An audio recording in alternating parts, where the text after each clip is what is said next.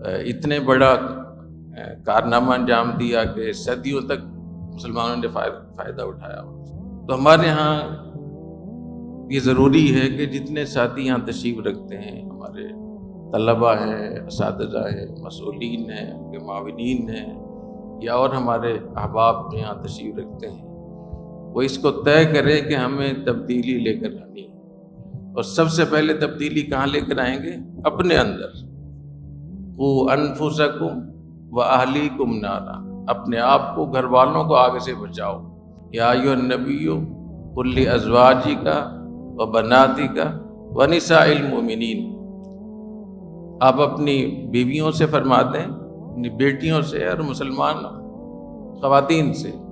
تو گھر سے تبدیلی جو شروع ہوگی وہ مضبوط بھی ہوگی اور اس کا فائدہ بھی ہوگا۔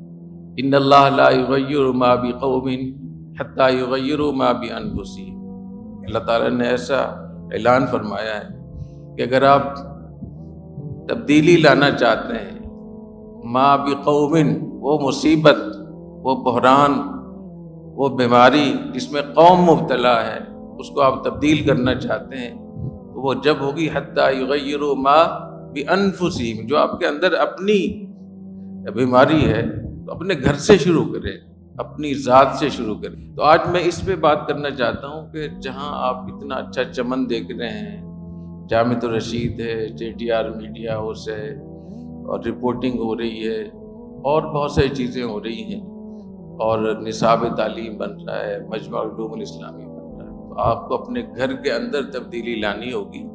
اس تبدیلی کے اوپر پھر تبدیلیاں، باہر کے لوگ ٹھیک ہوں گے، آپ کو دیکھ دیکھ کے لوگ اپنی اصلاح کریں گے۔ اس میں جو قیادت کا مسئلہ ہمارے یہاں ہے، تو دو چیزیں ہیں، تعلیم اور تربیت۔ کہیں تعلیم میں کمزوری ہے اور کہیں تربیت میں کمزوری ہے، اس کی وجہ سے قیادت تیار نہیں ہو پا رہی۔ 28 لاکھ طلباء ہیں، 28 لاکھ۔ آج جو انسانوں کی درجہ بندی کی گئی ہے آج کی ریسرچ میں، وہ یہ کی گئی ہے کہ ہر 100 میں سے 2 آدمی غیر معمولی ہوتے ہیں۔ ہر 100 میں سے 2 آدمی غیر معمولی ہوتے ہیں کہ وہ اگر ان کو کوئی خاص نصاب نہ بھی ملے، کوئی خاص ان کو درسگاہ نہ بھی ملے، وہ اپنی زبردست صلاحیت کے بلبوتے پر وہ نکل جاتے ہیں۔ 100 میں سے 18 ذہین لوگ ہوتے ہیں، 30 لوگ درمیانے درجے کے ہوتے ہیں، اور 50 نچلے درجے کے ہوتے ہیں۔ تو 50 اور 30 کتنے ہو گئے؟ اور 18 اور 2 100 ہو گئے نا پورے۔ تو میں یہ سوچتا رہتا ہوں کہ جامعۃ الرشید میں 3-4 ہزار طلباء طالبات ہیں، تو اس میں 2% کتنے ہوں گے اور 18% کتنے ہوں گے؟ تو بہت بڑی تعداد ہے۔ اور 28 لاکھ کے 2% کتنے ہوں گے اور 30% کتنے ہوں گے؟ 18% کتنے ہوں گے؟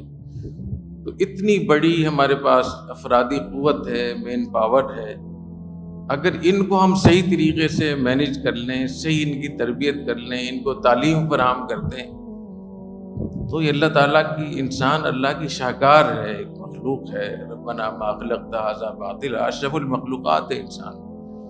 تو یہ جس طریقے سے انسان رل رہے ہیں، ذلیل و رسوا ہو رہے ہیں، ومن جور الادیان الی عدل الاسلام، تو ہم اس پہ ارادہ کریں، محنت کریں، کوشش کریں، اللہ تعالیٰ سے مانگیں اور اپنے اندر تبدیلی لائیں۔